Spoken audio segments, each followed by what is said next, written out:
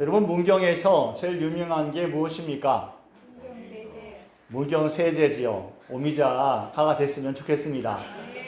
제가 어렸을 때 문경 근처도 안 와봤지만 문경세제에 대해서 여러 번 들은 바가 있고요. 또 문경에 오면서도 문경에는 세제밖에 없는 줄 알았어요. 문경에서 제일 유명한 거 세제입니다. 어떻게 이 문경에 세제가 유명하게 되었을까? 여러분, 세제의 뜻이 무엇입니까? 여러 가지가 있더라고요. 봉우리와 봉우리, 높은 봉우리 사이에 난 작은 길이라 샛길이다, 사이길이라 해서 세제라는 뜻이 있고요.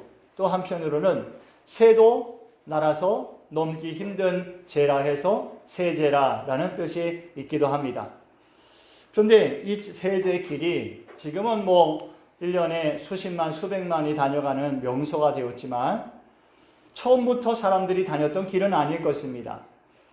아무도 그 길을 가지 않았는데 누군가는 그 숲을 헤치고 그 산을 넘어서 오가기 시작했고 그것이 드디어 길이 된 것입니다. 영어에 desire pass라는 단어가 있어요. desire, 갈망이죠. pass라는 것은 오솔길을 말합니다. 이 갈망의 길이라는 뜻이에요. 누군가 또는 짐승이든 무엇이든 자기의 갈망하는 바가 있어서 사람들이 다니는 길이 아닌데도 그 갈망의 방향을 따라서 다니다 보니 그것이 바로 길이 되었다는 거예요. 그게 디자이어 패스예요. 문경세제는 하나의 디자이어 패스입니다. 처음부터 이 길이 있었던 것은 아니지만 누군가가 또는 무엇인가가 가고자 하는 방향이 거기에 있어서 그 길로 자꾸 오가게 되었던 것입니다. 남들은 먼 길을 돌아가지만 이 사람은 꼭 그 길로 가야 될 갈망이 있었어요.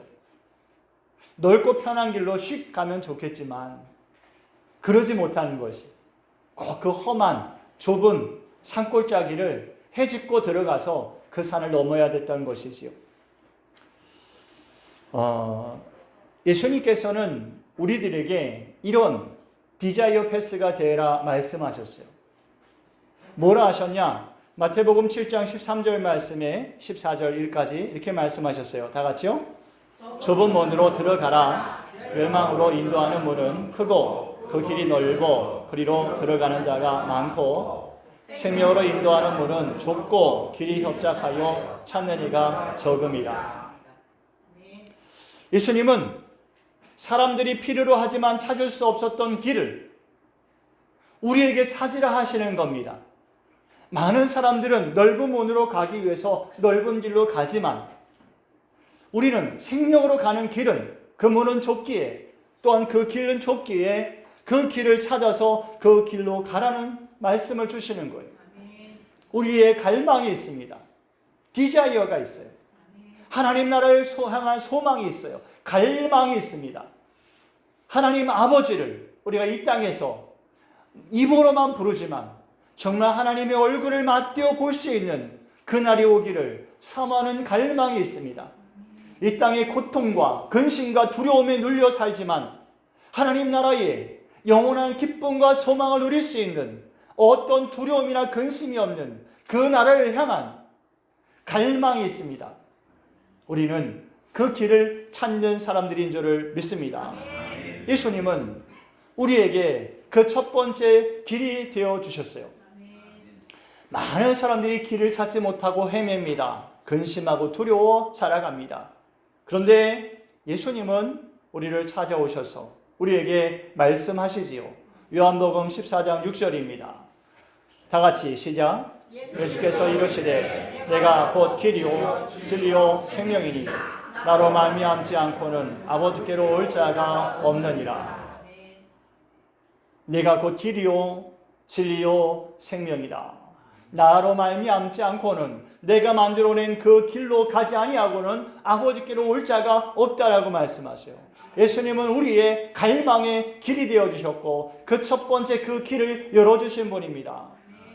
예수님을 믿고 따르는 길, 그 길은 세제길입니다. 좁은 길이에요. 산이 높고 험준하지요. 찾는 이가 없습니다. 그러나 정말 여러분, 우리가 갈망하는 방향이 그곳이고 우리가 소망하는 곳이 그곳이기에 우리는 그 길로 나아가야 할 줄 믿습니다. 복음이라는 것은요, 다른 것이 아니에요. 구원의 길을 찾지 못하는 사람들에게 그 길을 알려주는 좋은 소식이 복음입니다. 세상에 무거운 짐진 자들, 허덕이며 방황하는 사람들에게 그 짐을 가볍게 할 수 있는 길을, 그에게 영원한 쉼을 주는 길을 안내해 주는 그 말이 복음이 되는 것이지요. 어두운 인생길에서 넘어지지 않도록, 쓰러지지 않도록 바른 길을 보여주는 것이에요. 아프리카에 가면 그 어린 아이들이요, 수십 킬로를 물동이를 이고 그 집에서 마실 물을 길러 오갑니다. 하루에 한 번씩 꼬박꼬박 그 먼 길을 오가요. 그런데 그 먼 길에 갔던 그 우물도 마르게 돼요. 그러면 누군가는 또 다시 다른 더 먼 곳에 있는 우물을 찾아야 되는 것이지요. 누군가는 그 일을 해야 돼요. 그렇지 않으면 그 집이 마실 물이 없고 그 마을이 마실 물이 없는 거예요. 누군가는 그 길을 찾아야지. 우리는 바로 그런 사람들입니다. 세상에 많은 사람들이 갈망 속에 살아가는데, 목말라 갈급하며 살아가는데 아무도 그 물이 있는 생명의 우물을 찾지 않고 가르쳐주지 않는다면 다 죽어갈 수밖에 없죠. 우리는 정말 생명수 샘물을 발견하여 그 길을 사람들에게 알려주는 믿음의 사람이 되어야 할 줄을 믿습니다. 사도 바울은 오늘 본문 말씀에 골로새에 있는 성도들에게 복음에 대해서 말씀을 시작하고 있습니다. 오늘 2절 말씀에 이렇게 말씀하였어요. 다 같이 봅니다. 시작. 골로새에 있는 성도들 곧 그리스도 안에서 신실한 형제들에게 편지하노니 우리 아버지 하나님으로부터 은혜와 평강이 너희에게 있을지어다. 골로새라는 지역, 이 지역은 사도 바울이 가본 적이 없는 곳입니다. 사도 바울이 이곳에서 복음을 증거한 적이 없어요. 그런데 이곳에는 신실한 형제들이 있게 되었어요. 그래서 사도 바울은 지금 감옥 안에 갇혀 있지만 이 골로새에 있는 신실한 성도들에게 이 복음의 편지를 써서 보내고 있는 것이 바로 골로새서입니다. 어떻게 이 골로새 지역에 사도 바울이 복음을 전하지도 않았는데 교회가 세워졌을까요? 누군가는 사도 바울에게 복음을 듣고 그 복음을 마음에 심어서 이 복음을, 이 생명샘이 되는 이 복음을 들고 자기의 고향으로 가서 이 고향 사람들에게 복음을 선포하고 증거하고 믿도록 인도한 것입니다. 오늘 7절 말씀에 보면 그 사람의 이름이 나와요. 누굽니까? 에바브라라는 사람이에요. 이 에바브라가 사도 바울이 에베소에 있을 때 그곳에서 복음을 들었어요. 그리고 자기의 마음이, 자기의 삶이, 자기의 영혼이 완전히 변화되었습니다. 이 사람은 복음의 사람이 되었어요. 그 전의 삶이 어떻는지는 모르겠어요. 그러나 이젠 복음으로만 사는 사람이 되었어요. 이 에바브라는 사람은 자기 고향으로 가서 정말 자기에게 있었던 이 은혜의 복음을 다른 사람에게도 전하고 싶었던 겁니다. 그래서 한 사람 한 사람 만나서 이 복음을 증거했고요. 그 사람들은 에바브라의 모습을 보고 자기들이 그 에바브라의 신실한 모습을 보고 닮아갔던 것이에요. 그래서 이 골로새 교회는 사도 바울이 한 번도 찾아간 적이 없을지라도 신실한 믿음의 성도들이 함께 세우는 아름다운 교회가 된 것입니다. 성도라는 단어를 썼어요. 성도라는 단어는요, 오늘 화면을 보면 헬라어로 뭐라고 그래요? 하기오스라고 합니다. 이 하기오스의 뜻은 이런 뜻이죠. 존경할 만한, 또 경외감을 가질 만한, 거룩한, 구별된, 또 정결한, 순결한, 이런 뜻이 바로 하기오스입니다. 이 골로새에 사는 사람들이 누구의 모습을 보고 이 하기오스가 되었을까요? 에바브라의 모습을 보고 이들은 배운 것입니다. 복음을 듣고 그 복음이 마음에, 그 삶에 충만하여서 변화된 삶을 살게 된 것입니다. 이 하기오스와 비슷한 뜻을 가진 성경의 단어가 또 하나 있어요. 피스토이어라는 단어입니다. 이 피스토이어는 무슨 뜻이냐? 신실하다라는 뜻이에요. 어떤 상황 속에서도 신앙을 지키고 그 믿음으로 의로운 삶을 살려 하는 사람, 그 사람이 바로 신실한 사람이에요.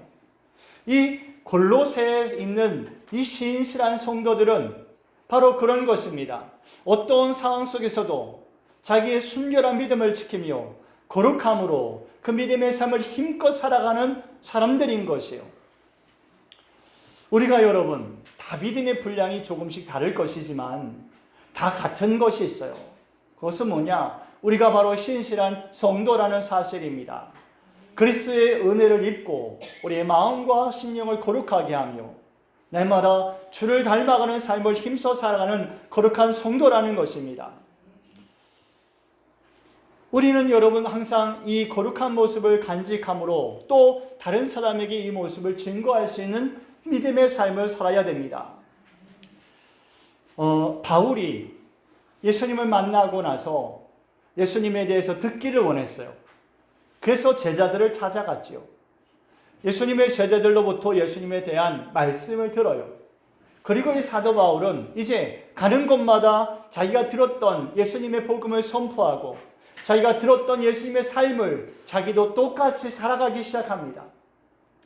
그리고 이런 사도 바울의 복음과 삶의 모습은 바로 에바브라 같은 사람들에게 또한 새로운 복음이 되어서 에바브라도 또 다른 사도 바울처럼 같은 삶을 살아가게 되는 것이지요. 에바브라는 사도 바울을 보고 그가 가진 복음을 그대로 자기의 삶에 똑같이 살아가는 사람이었어요. 에바브라가 골로새 교회를 세우고 나서 사도 바울의 복음 전도하는 일을 계속 돕습니다.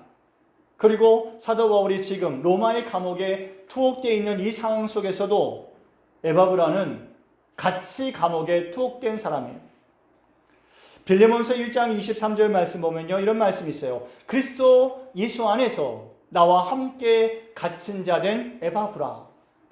바로 이 에바브라는 끝까지 자기의 신실한 믿음을 지키며 사도 바울을 떠나지 아니하고 그와 함께 마음을 다하여서 복음을 전하는 일을 최선을 다했던 것입니다.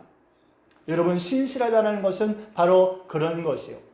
시대를 따라서 쉽게 자기의 모습을 바꾸는 것이 아니라 끝까지 자기의 믿음을 지키면서 이 세상을 향하여서 믿음의 모습을 증언하는 사람이 되는 것이에요. 많은 사람들이 정말 예수님을 떠나고 사도 바울을 떠났습니다. 오늘날도 마찬가지입니다. 많은 사람들이 예수님을 알면서도 예수님을 떠날 수가 있어요.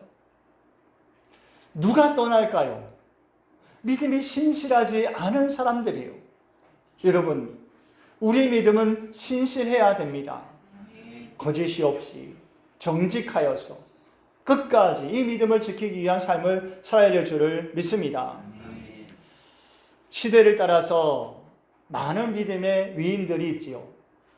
여러분, 오늘날의 믿음의 위인들이 어디에 있습니까? 참으로 사람들이 존경하며 그 믿음을 따라가기 원하는 사람들이 어디에 있습니까? 여러분, 우리가 참 세상에 알아줄 만한 위인이 아닐지라도 우리의 삶의 자리에서만큼은 사람들이 우리의 신앙을 보고 예수님을 따라갈 수 있는 믿음의 지표와 같은 그런 믿음의 거룩한 성도가 되어야 할 줄을 믿습니다. 여러분의 삶의 자리에 디자이어 패스는 바로 여러분들입니다. 여러분들이 믿음의 길을 내야 될 것이고요. 사람들이 그 길을 갈 수 있도록 해야 될 것입니다. 우리는 성경을 통해서 말씀을 듣고 배우면서 이 복음이 우리에게 얼마나 생명이 되는지를 깨닫고 있습니다. 그런데 깨닫는 것에서 끝나면 안 돼요. 깨닫는 대로 살아가야 됩니다. 살아가는 그 삶은요, 작은 것부터 시작돼요. 먹고 마시며 눕고 일어나고 일하며 세상 사람들과 어울려 살아가는 작은 일부터 시작됩니다. 우리의 믿음과 우리가 받은 복음, 우리의 삶이 다르지 않아야 할 줄을 믿습니다. 우리가 믿음은 크게 세 가지로 딱 나누어 볼 수가 있어요.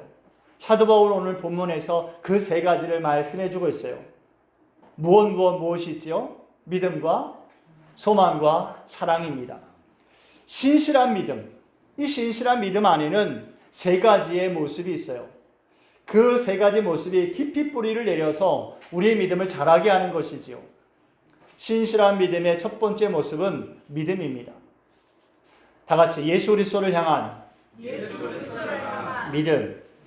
그게 첫 번째 신실한 믿음의 모습인 거예요. 예수님이 살아계신 하나님의 아들이심을 믿는 믿음을 갖는 것이에요. 예수님이 우리의 대속자가 되심을 믿는 것입니다. 예수님이 우리의 죄를 대속하시고 죽으셨음에도 불구하고 다시 생명의 부활로 살아나셔서 믿는 자들의 첫 부활의 열매가 되셨음을 믿는 것입니다. 또한 예수님이 우리를 떠나지 아니하시고 우리 안에 거하시며 우리에게 말씀하시고 우리를 인도하시는 분이시라는 것을 믿어야 합니다. 또한 예수님이 영원히 우리의 친구가 되어주셔서 하나님의 나라에 우리와 함께 거하실 것을 믿어야 합니다. 이것이 예수님을 향한 믿음이에요. 우리는 이 믿음의 뿌리를 깊이 견고하게 해야 됩니다. 예수님을 향한 믿음이 없으면요, 세상의 미신을 따라가요. 세상 풍조를 따라서 믿음의 뿌리가 흔들거립니다. 허탄한 우상을 섬기고 악한 영들의 미혹에 빠지게 되죠. 지난주에 원주에 다녀올 일이 있었어요. 원주에 신천지 그 본부가 있어요. 얼마나 큰지 몰라요. 교회들마다 신천지가 안 들어간 교회가 없다는 소문이 자자합니다. 그래서 참 희한해요. 어떻게 교회에 들어가서 교인들을 속이고 복음을 바꾸어서 사람들을 시험에 들게 하고 이단에 빠지게 하는가? 어떻게 그런 믿음을 가질 수 있는가? 왜 그럴까요? 예수 그리스도를 향한 믿음이 뿌리가 온전하지 못하기 때문에 그렇습니다. 예수님을 향한 믿음의 뿌리를 깊이 하십시오. 흔들리지 마십시오. 이 믿음의 뿌리가 깊이 내리면 여러분, 우리가 평안할 때나 또는 두려울 때나 기쁠 때나 슬플 때나 즐거울 때나 근심될 때나 요동함이 없습니다. 언제든지 똑같은 모습으로 주를 향한 믿음의 삶을 살아갈 수 있어요. 평안하다 평안하다 하면서 나태한 삶을 살지 않습니다. 두렵다 하여서 쉽게 믿음을 저버리지 않습니다. 삶이 고단하다고 하여서 믿음을 버리고 허탄한 삶에 빠지지 않는단 말입니다. 고난과 핍박이 있다 하여서 믿음을 버리고 쉽게 세상과 타협하지 않는다는 것이 믿음의 뿌리를 깊이 내어야 할 줄을 믿습니다. 그런데 참 안타까워요. 많은 사람들이 믿음의 뿌리를 깊이 내리지 못하고 세상의 핍박과 또 세상의 염려와 근심과 두려움 때문에 자기 믿음을 송두리째 뽑아버린단 말입니다. 여러분, 누가 정말 이런 세상 풍조 가운데 믿음의 사람의 모습으로 증언되고 확증되어질 수 있습니까?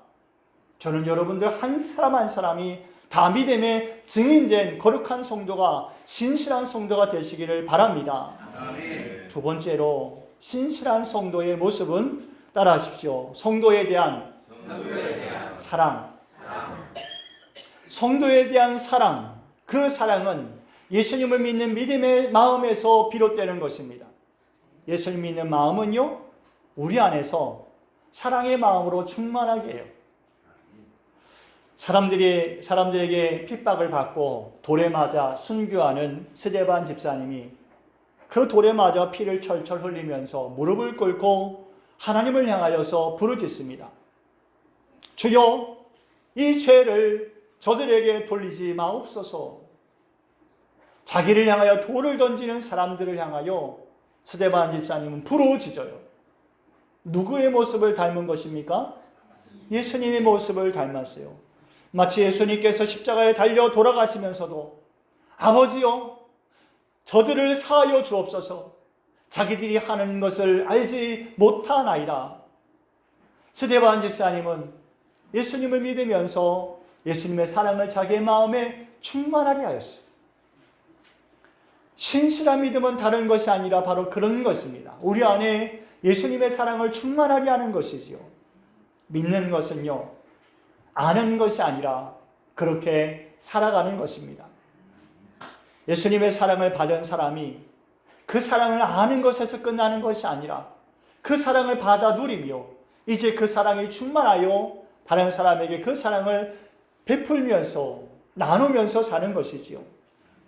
여러분, 우리들이 말하는 복음, 우리들이 전하는 복음은 이론입니까? 아니면 실천입니까? 여러분, 두 가지가 다 되어야 할 줄 믿습니다. 이론이 삶의 실천으로 이어져야 되는 것이에요. 마음의 기쁨이 있으려면 이론이 되어야 되죠. 예수님 나에게 이런 사랑과 은혜를 주셔서 이 이론이 우리 안에 충만하고 그것이 내 신년의 실제가 되어지고 내 안에 이 실제가 이제는 표현되고 드러나고 나타내져야 되는 줄을 믿습니다. 세 번째로요, 신실한 믿음의 모습은요, 하나님 나라를 향한 소망입니다. 다 같이요. 하나님 나라를 향한 소망. 사람이 사는 이유 중에 하나는 소망 때문입니다. 소망이 없으면 살아갈 이유가 별로 없지요. 사람들이 낙심하고 포기할 때가 있어요. 왜요? 소망이 없었어요. 하루하루 힘겨운 삶을 살아가면서도 다시 한번 일어날 수 있고 기뻐할 수 있는 것은 소망이 있기 때문입니다. 올해 오미자를 싹 베어버린 분들이 있다 해요. 다 포기할까요? 그렇지 않을 것입니다. 다시 오미자 밭을 가꾸고 새싹을 키우며 그 가지를 유인해 올라갈 거예요. 왜요? 소망이 있으니까요. 다음에는 다시 이런 일이 없겠지. 소망이 있으니까요.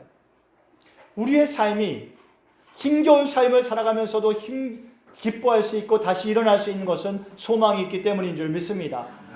믿음을 지키기 위해서 생명을 포기할 수 있는 것은요, 우리 안에 어떤 것도 꺾을 수 없는 소망이 있기 때문인 줄을 믿습니다.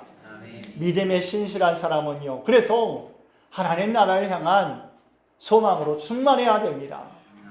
여러분의 마음을 열어보면 여러분의 마음 안에는 이 하나님 나라를 향한 소망으로 충만해야 할 줄을 믿습니다.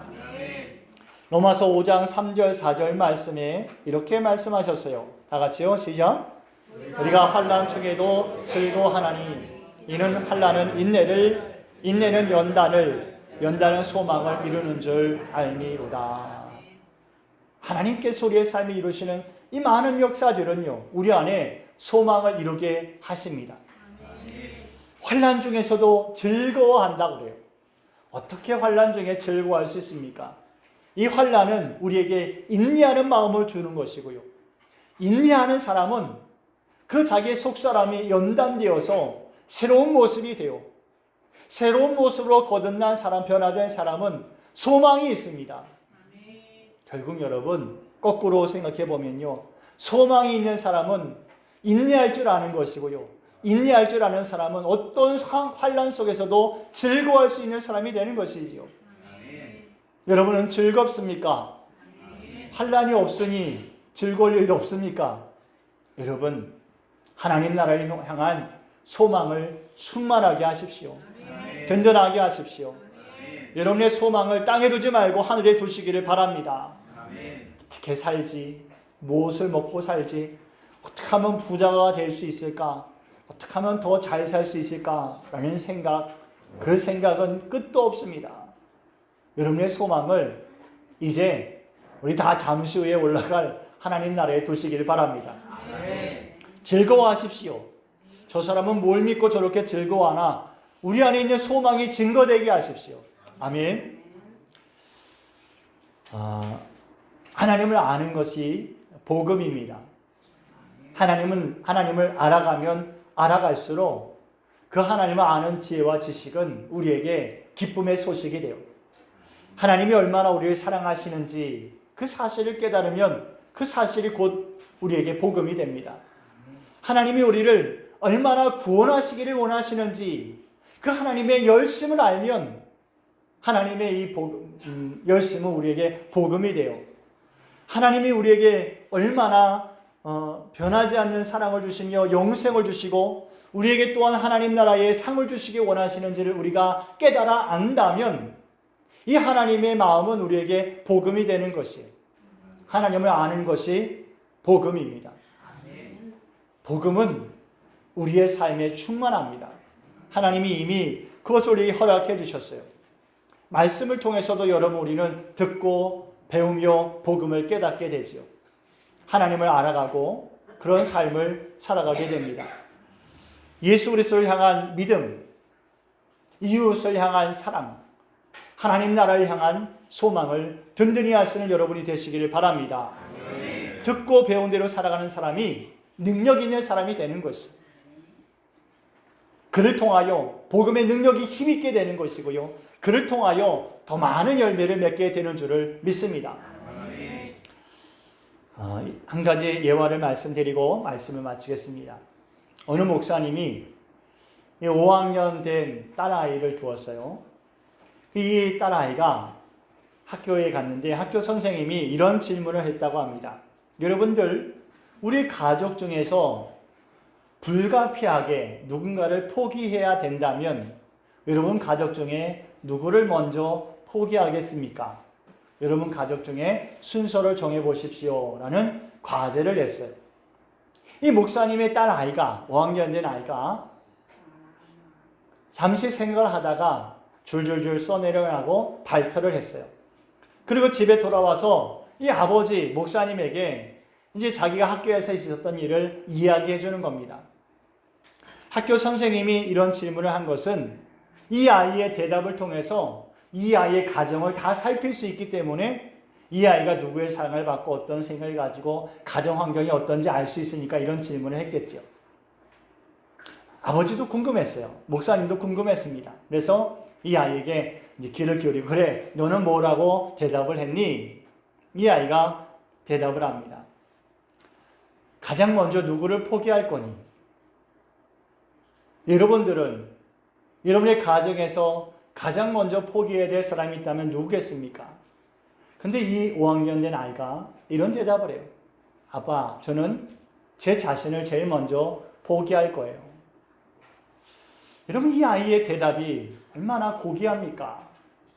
타인을 생각할 줄 알고 자기 유익을 구할 줄 아나요.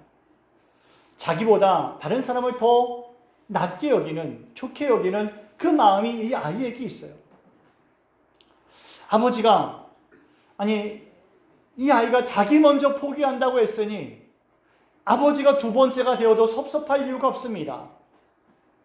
자기 먼저 포기한 사람에게 무엇이 섭섭하겠어요? 아버지는 마음이 뿌듯했습니다. 그런데 또 궁금해지지 않습니까? 나는 도대체 몇 번째일까? 이 아이가 두 번째 포기할 사람은 엄마였어요. 대부분 다 엄마를 마지막에 두겠지만 이 아이는 두 번째 엄마를 포기한다 했어요. 왜요?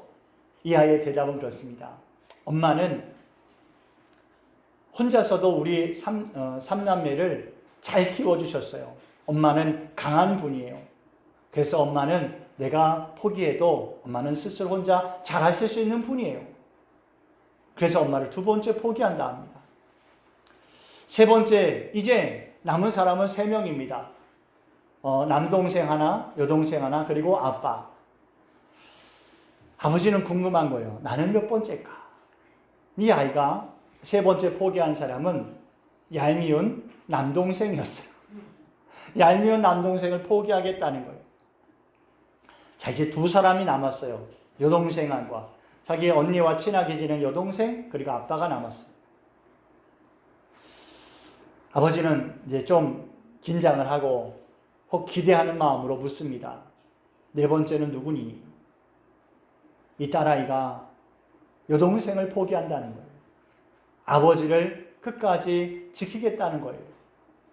그래서 아버지는 그 이유가 궁금했습니다. 왜 나를 끝까지 지키려고 하니? 이 아이가 대답이 됐어요. 아빠는 복음을 전하는 사람이기 때문에 끝까지 살아서 복음을 전해야 해요. 여러분, 이 5학년 어린아이의 마음에 복음이 무엇인지 들어있습니다. 복음이 세상에 무엇보다도 소중한 것이며 우리의 삶에 가장 큰 힘이 되고 우리의 삶에 큰 능력이 되며 우리의 삶에 가장 유일한 소망이 된다는 것을 이 5학년 어린아이가 알고 있습니다. 여러분, 우리의 삶은 어떻습니까? 우리는 복음으로 살아야 합니다. 우리의 삶의 모습이 복음이 되어서 또 다른 사람들에게 복음은 이런 것입니다, 우리를 힘있게 하고 영원한 소망 가운데 두는 것이 복음입니다, 이것을 증언할 수 있는 여러분과 저희의 삶이 되시고 또 이러한 복음이 더 많은 열매를 맺어갈 수 있기를 축원합니다. 기도드리겠습니다.